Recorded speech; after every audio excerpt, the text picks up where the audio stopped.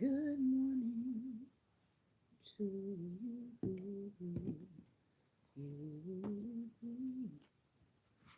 Good morning, good morning. Won't you share with a friend or two? Good morning to you. You. Good morning, good morning to you.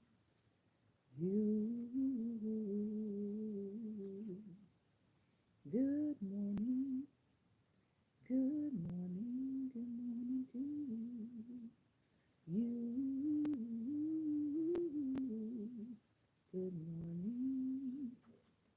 Good morning, good morning to you. You. Good morning, good morning to you.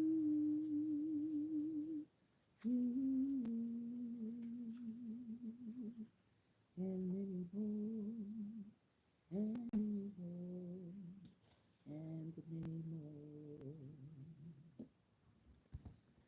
Good morning, good morning, good morning, and welcome to Daring Dialogues. I'm your host today, Shantae Charles. I hope that you all are having a great and wonderful day.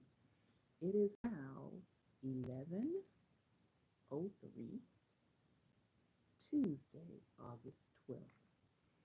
It is back to school for a lot of states and school districts around the country, but a lot of schools are still out. They are going to be coming back within the next couple of weeks. So we say to those students, we hope that you have a great and wonderful school year. And we say to the parents, we hope that you are more active and more engaged than ever in your child's educational process because with the dismantling of the Department of Education, you are going to need to be more engaged and active than ever. Couple of things I want to remind people as they use these platforms, especially the ones that are owned by Meta. I want to remind you that these are spy apparatuses. What does that mean?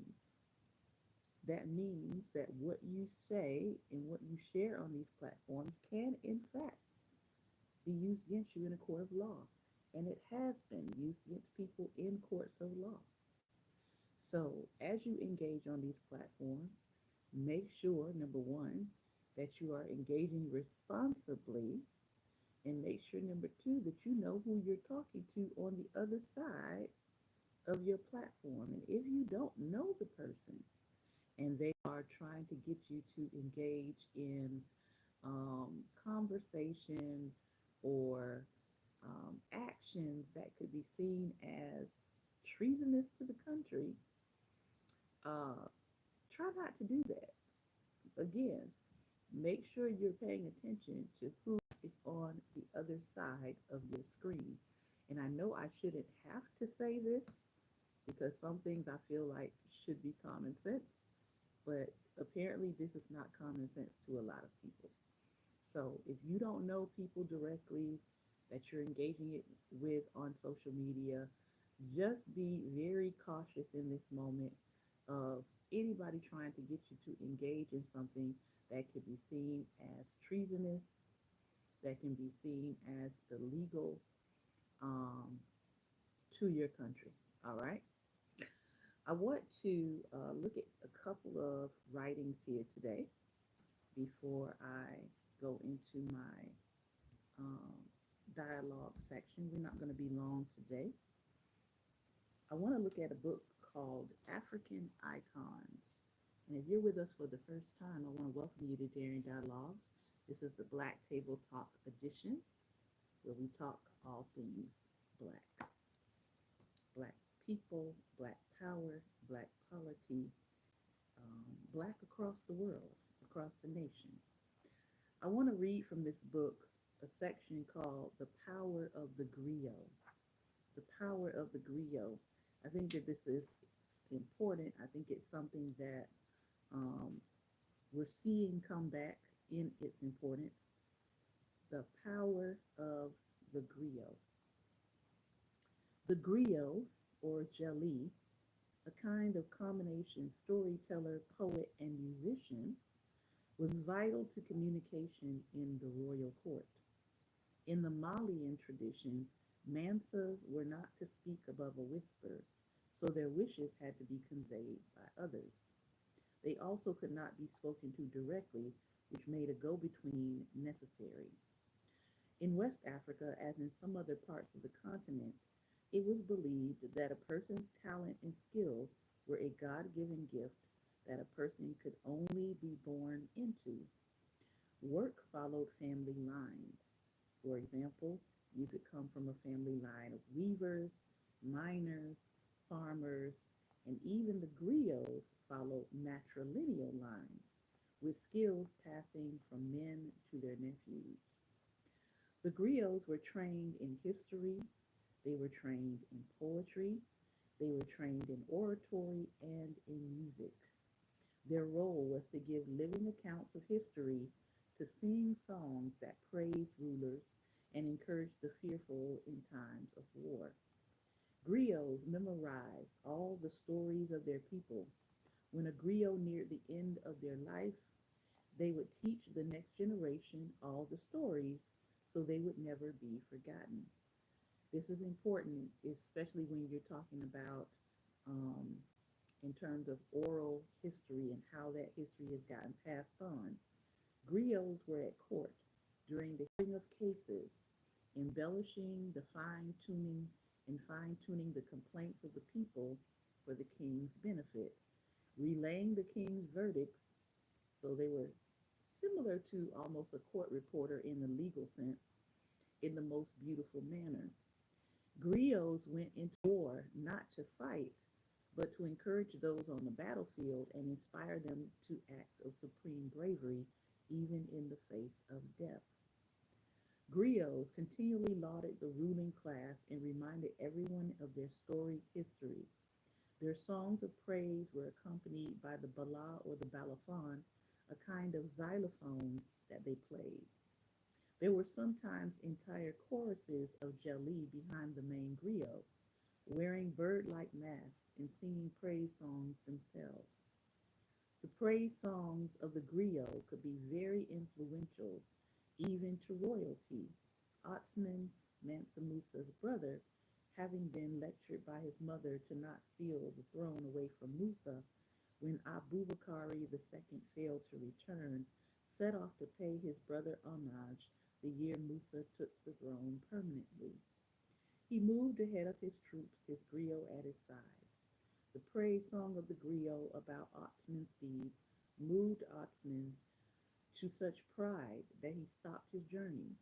He decided he would not bow to his brother, regardless of his status as Mansa.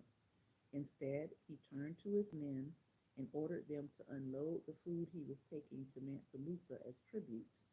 Unload everything on the boats, he said. Upon my life, the one speaking to you will no longer put any dust on his head for anyone.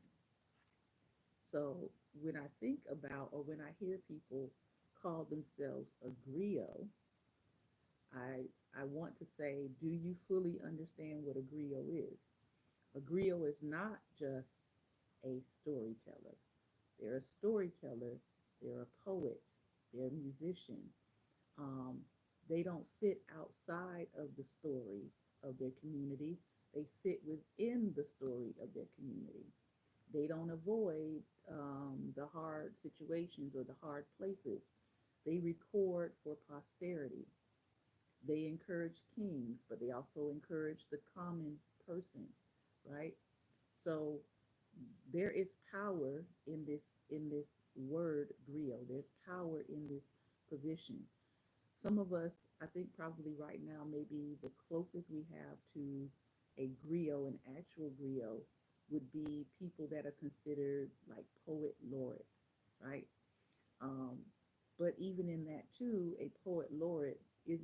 necessarily just a storyteller. They're not necessarily either a musician as well. So this whole idea of the griot is something that I feel like is coming back to our culture. I think we have a lot of people who are that storyteller who can be that poet, but also that musician. Um, and I hope to see people really lean into that and not take it for granted um, when they hold these gifts together, if that makes sense. All right. So I wanted to just share that. The second thing I wanted to read to you, I was looking through some of my Black History section in my library, and I came back across something. I have not ever read this particular book here. I have read some of his other ones, but I came across Dick Gregory's Political Primer. Now, as Dick Gregory, I think, got into his older years, I think sometimes people were not really taking him as seriously as they needed to. They kind of saw his explanations of people that he knew or situations or scenarios, and people sort of kind of started to say, oh, that's just Dick Gregory.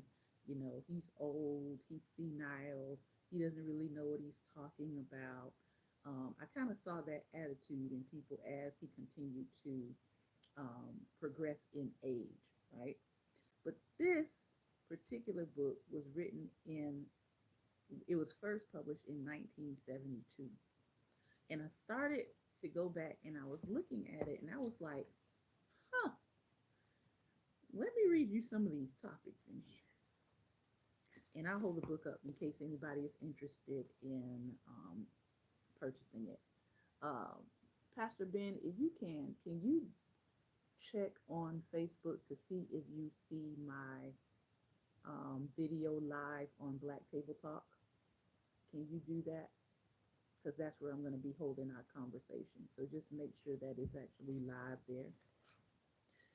Um, I know because of the topics that I'm covering, I know that Facebook is being very slow in letting people know that I'm live. But here's the book. It's Dick Gregory's Political Primer. And like I said, I started looking at the topics and I was like, these are topics that people need to know about like right now. He's pretty much saying, let me hip you on to America's history. Thank you. Let me hip you on to America's history. Let me hip you to the things that America has done politically, not just here in our country, but things that America has done to other people. Let me just recommend that you go ahead and pick this up before it's not pick upable anymore. Table of contents. The long, hot summer of 1787. He talks about the party system, the political party system of the United States, and how the parties came to be and which party. He talked about the primary objectives of politics, politics on parade, how they pounded out their platforms, the high cost of conviction, power, but to what people. He talks about the Constitution's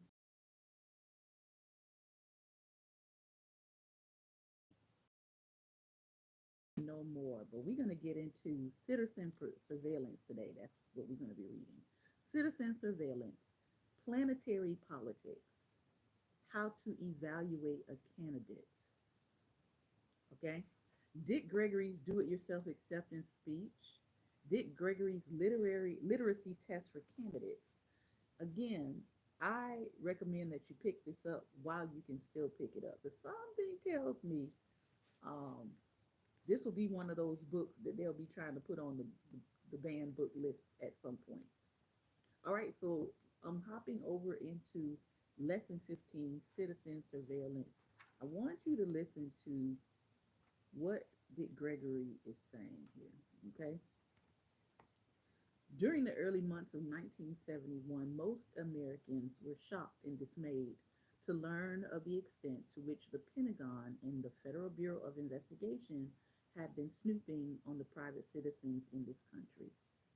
People began to see that Uncle Sam not only wants you, but he watches you ever so closely.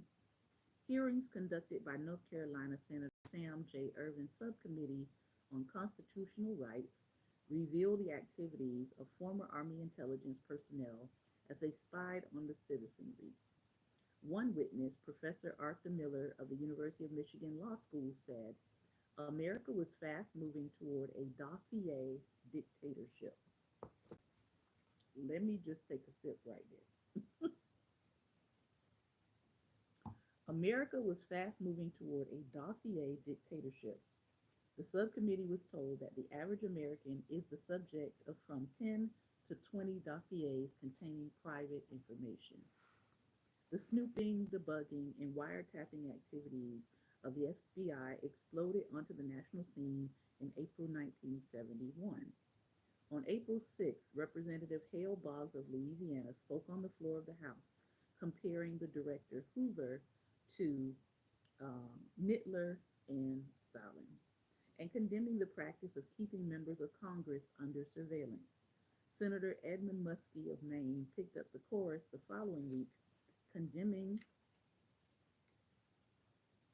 hold on one second, condemning FBI surveillance of speakers at the April 22nd, 1970 Earth Day rally in D.C., of which Senator Muskie was a part.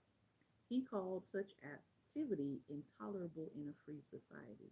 Well, we are in 2025, and the intolerable has obviously become tolerable. And he called it a dangerous threat to fundamental constitutional rights, suggesting that if an anti-pollution rally is considered suspect by the as they call it the three-letter people, then no political activity in America is safe. And the April 9th issue of Life magazine designated Hoover as the emperor of the FBI, displaying a cover photo which clearly placed him in a symbolic line with some of the more notorious emperors of the Roman Empire, and a few pages of copy which indicated the problems of a man who had been too strong for too long. Personally, I was not as upset as most folks were to learn of the Army spying activities. First of all, I had written of their activity in my last book, No More Lies. And then the headlines of the newspaper read were rather reassuring. I'm sure if I had Army spying on folks, I would have been upset. But my newspaper headline read Army Intelligence Spying on Civilians. I really couldn't get upset about that because if you know anything about the Army, you know Army intelligence is a contradiction in terms. I've been aware of the presence of Army intelligence agents since long before Senator Irving's hearings. When I speak at colleges or at human rights and peace rallies, I can spot them in the audience every time. When you see a person in the audience wearing a beard with a price tag still hanging from it, or a dog tag tangled up in his love beads, it is a dead giveaway. But the real clincher is to look down and notice a spit shine on the sandals. And I've long been aware of the fact that my telephone is tapped. I have so many on my home phone that my wife and I put roach powder on it every night. I even have agents hiding in the bushes outside my building. People come by my house and say, look at Dick Gregory's bushes. They have feet. I tell them, yes, and my bushes change shifts every 8 hours. One day, instead of watering my bushes, I'm going to go out and scald them. I remember when an agent came by in disguise to tap my phone. He was so stupid that he knocked on my door. I said, who is it? And he said, does Dick Gregory live here? I said, yes, why? And he answered, I just didn't want to tap the wrong phone. Then when he did hook up the tap, he made the mistake of attaching it to my television antenna. When they came back at the office and I was on a television show not too long ago, and the interviewer asked me how I could be so sure this was happening. And I told them it was my phone, so of course I knew. But you have to have definite proof. So I told them I really knew one night when I picked up the phone to call my cousin, and he was already on the line. and my cousin doesn't even have a phone. But the interviewer said that still wasn't enough proof to say that it was tapped.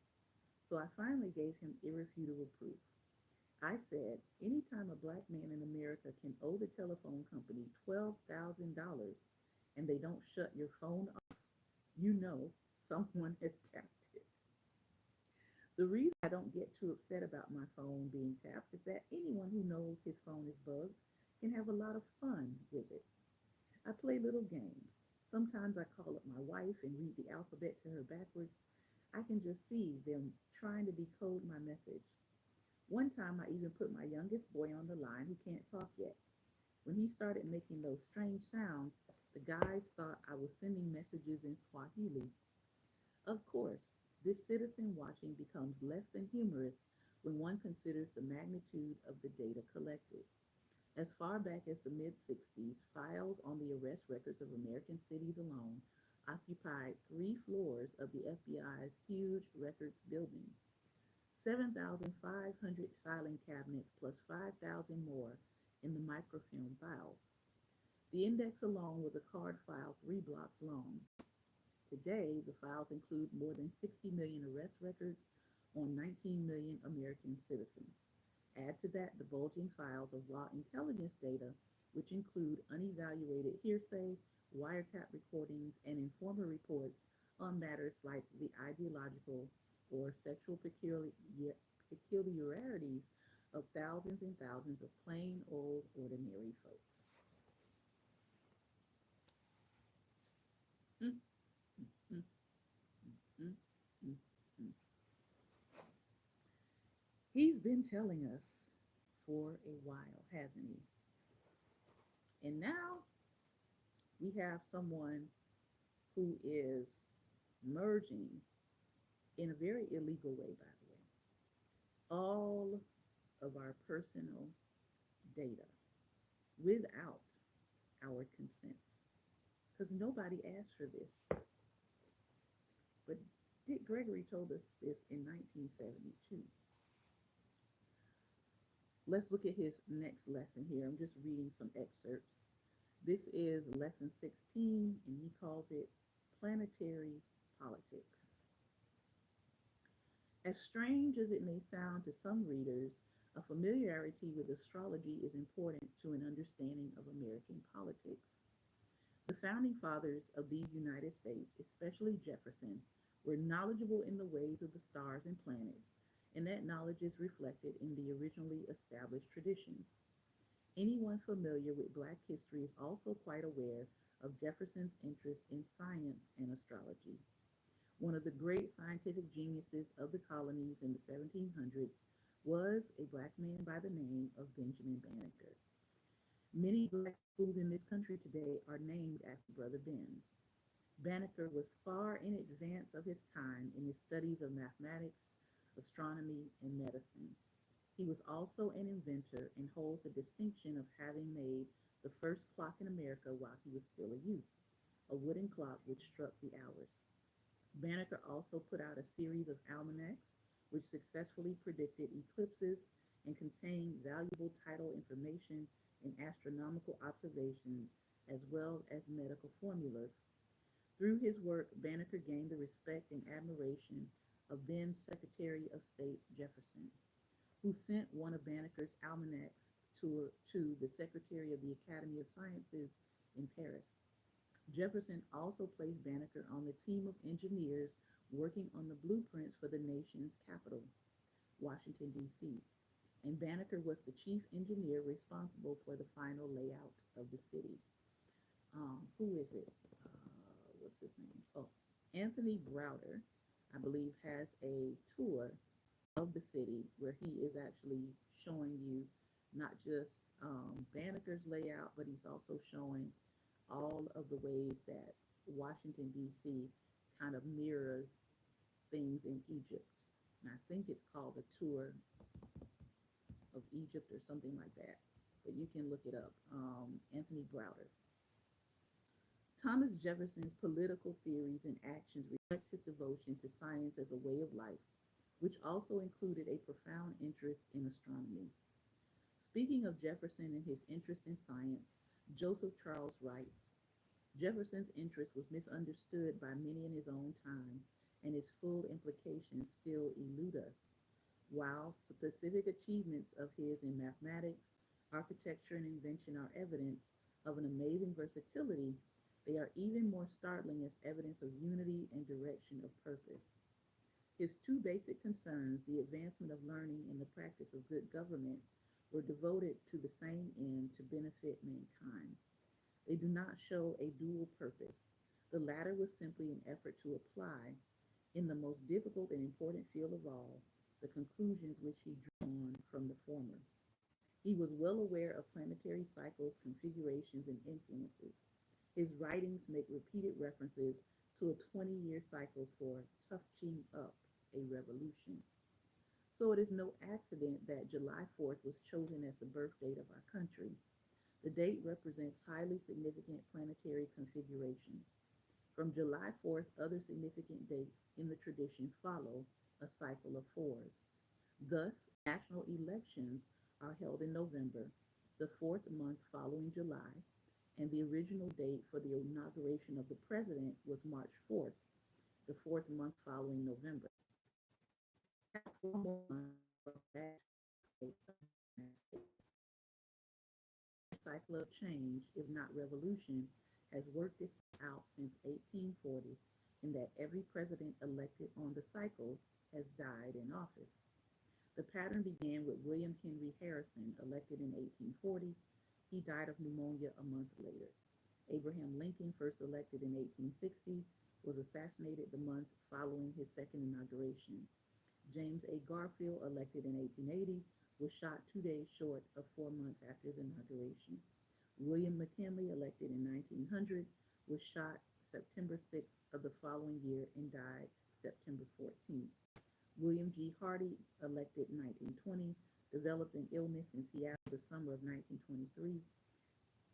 Um, he died in San Francisco August 2nd, 1923, of causes unknown since no autopsy was performed. Franklin D. Roosevelt, elected to his third term in 1940 and his fourth in 1944, died of a hemorrhage in Warm Springs, Georgia. John F. Kennedy, elected in 1960, was assassinated November 22nd, 1963. When I ran for president in 1968, I returned to the tradition of the 4 month cycle. I ran as a write-in candidate even though my name did appear on the ballot in some states. Though I lost in the number of total votes tabulated, I decided that I was the president of those voters who took the initiative in 68 to write in my name. So on March 4th, 1969, my inauguration was held as in Washington, D.C. as write-in President of the United States in exile, complete with an inaugural address and two inaugural balls. So if the wishes of the founding father have any lasting influence in America, I am the true president inaugurated according to their design. Of course, the whole thrust of my candidacy was a return to the original ideal of democracy, clearly articulated in the Declaration of Independence. I will not be a candidate for president in 1980. That will be my year to run for vice president. Numerology, he says, seems to also have an influence on American political tradition. For example, the number of justices in the Supreme Court has become fixed in the American tradition as nine. Nine is the appropriate number for a court designated as supreme in the arbitration of government. Nine is the supreme number. It is the only number in calculation that, when multiplied by any other number, always reproduces itself. That is, 2 times 9 is 18, 1 plus 9 again becomes 9, or 3 times 9 is 27, and 2 plus 7 again becomes 9. So on with every number it is multiplied by. The number 9 has long been recognized for its mystical properties. On the ninth day, the ancients buried their dead. On the ninth hour, supposedly, Jesus died on the cross. The Romans held a feast in memory of their dead every ninth year. In some Hebrew writings, it is taught that God has 9 times descended to the earth. The Judiciary Act of 1789 originally fixed the number of Supreme Court justices at six. The original six members of the bench were reduced to five, then returned to six, then increased to seven, and then to 9 in 1837, to 10 in 1863. In 1866, Congress reduced the justices to seven to prevent President Andrew Johnson from making any appointments. Since 1869, however, the number has become fixed at the supreme number 9. During the mid 1930s, Roosevelt devised a system to revise the Supreme Court membership. He had not had a chance to appoint a single justice during his first term in office, and the Supreme Court held some of the items of the New Deal legislation to be unconstitutional, and such as the National Industrial Recovery Act and the Agricultural Adjustment Act. Roosevelt's plan would have increased the number of justices to a maximum of 15. Roosevelt's plan provoked a widespread furor of disapproval. He was denounced as trying to pervert the Constitution and pack the Supreme Court. The Senate finally let the proposed bill die in committee. Thus, the Supreme number 9 remained inviolate as it is today. Dick Gregory has a lot, and I do mean a lot to say, about every part of America's political structure, America's political life. I just wanted to read you some excerpts today. But check it out. Dick Gregory's Political Primer. He also has one that we've read here before about Black history. And I think that one is probably his latest writing.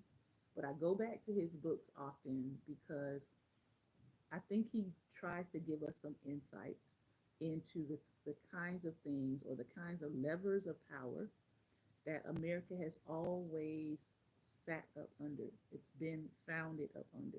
Like he said, there's reasons why they chose certain dates for the election. It wasn't just some random happening that, oh, we're just going to choose this date. But the founding fathers who believed in astrology and planetary signs and symbols, they would often, as he said, select dates based on that. So it wasn't just a random process for them. And I think that's the point that he's getting at with a lot of what is happening with our government. So check it out.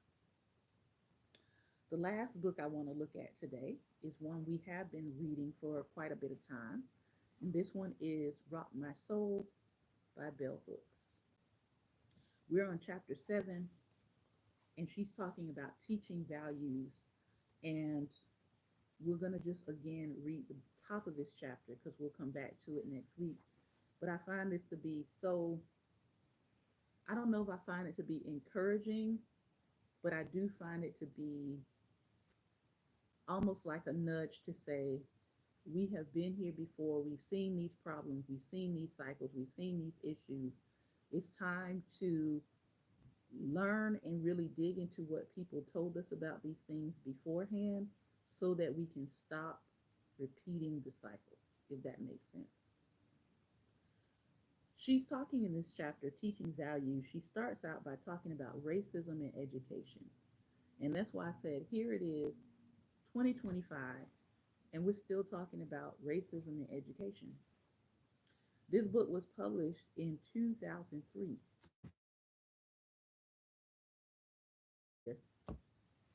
And not only are we talking about racism in education, but we're actually talking about how people have doubled down in their racism in education, how there is now being a dismantling of the Department of Education that would have, that was actually trying to address, I'll put it that way, that was trying to address some of the inequalities. And now we know they want to overturn even the progress, the little bit of progress that our country has made. So let's dig in to see what she has to say. Racism in education, both in the content of materials and in the manner in which knowledge is presented, has made it almost impossible for institutions of learning to educate for critical consciousness and provide African American students with the skill to be critical thinkers that is needed for healthy self-esteem. However, the failure to create a learning context that can foster the self esteem cannot just be blamed on institutions. The organic learners and intellectuals can educate themselves for critical consciousness if they have mastered the skills of reading and writing. One of the most subversive institutions in the United States is the public library,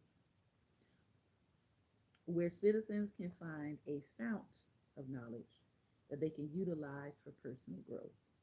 Team Public Library.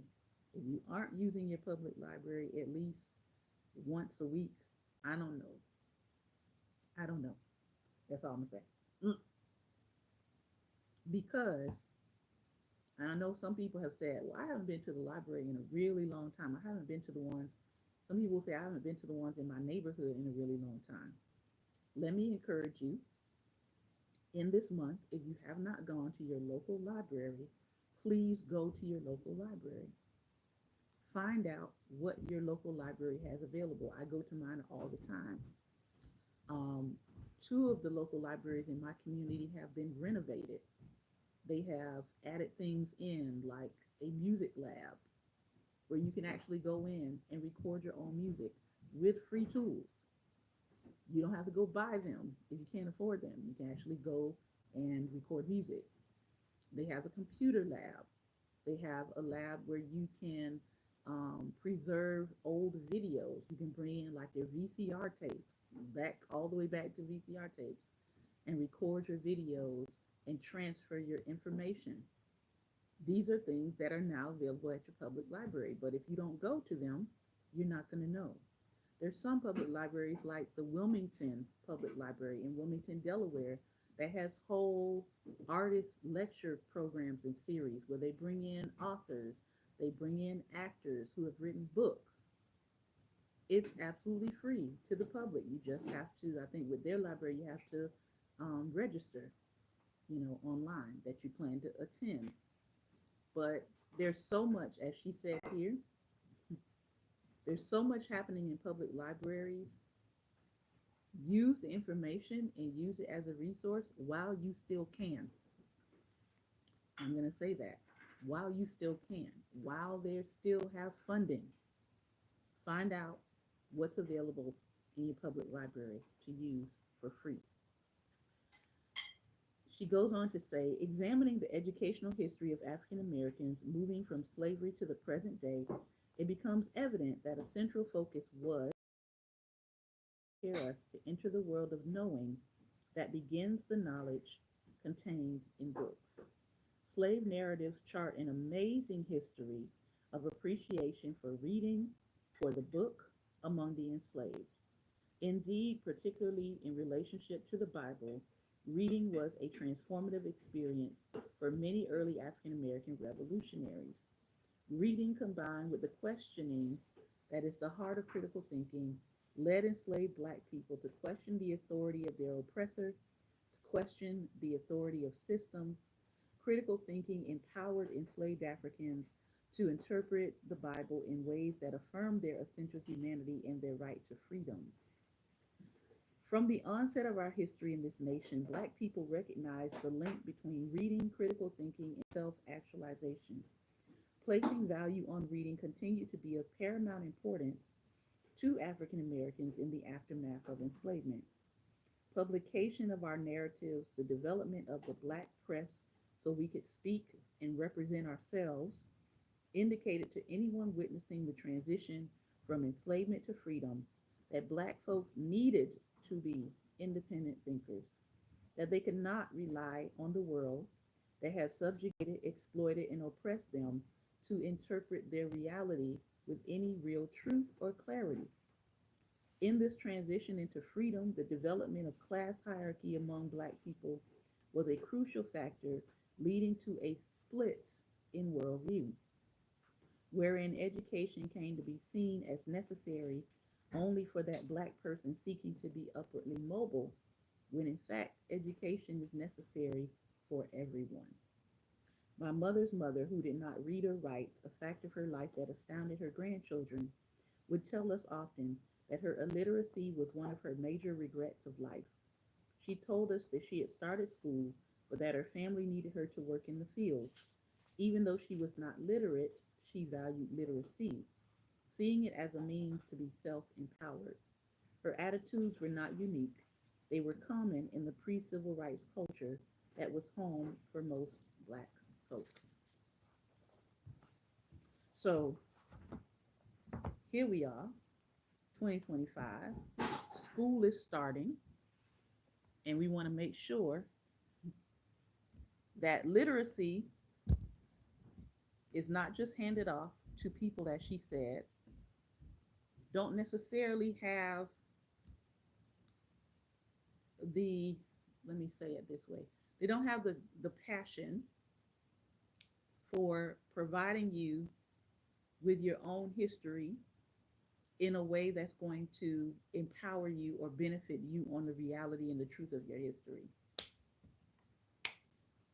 So, yes, even though we have spent the whole summer encouraging people to get out, see the world, go visit your museums, um, get your children into summer reading programs, all of that good stuff, the reality is that education has to continue. It's going to have to continue and continue and continue and not stop, because now, depending on what school they're at, it doesn't mean that they're going to get an adequate education centered around their own history, the reality of their history, the truth about their history, the incredible people in their history. So this is tied into what she said at the beginning. That's a good use of the library. It's a good reason to make sure that you're using the library. One of the things I used to do when I was a young person, after school, oftentimes, being kind of a latchkey kid, we would often wind up at the public library, whether it was to do our homework, check out books, um, and that sort of thing. The library became what a lot of people today call that third space. That's neither, it's not your home, it's not the school, but it's still another community space, another community outlet. And so use that third space, use the library. I know a lot of times people use coffee shops now as their third space. Um, Still include library visits into what your children are doing. Don't stop visiting the library. Don't stop incorporating the library as a viable place, where you can get free access to free resources. I know they now have things for adults. There they offer free legal advice. So if you're an adult and you can't afford an attorney, they have it set up where certain times of the month you can go in, get free legal advice on any type of legal situation.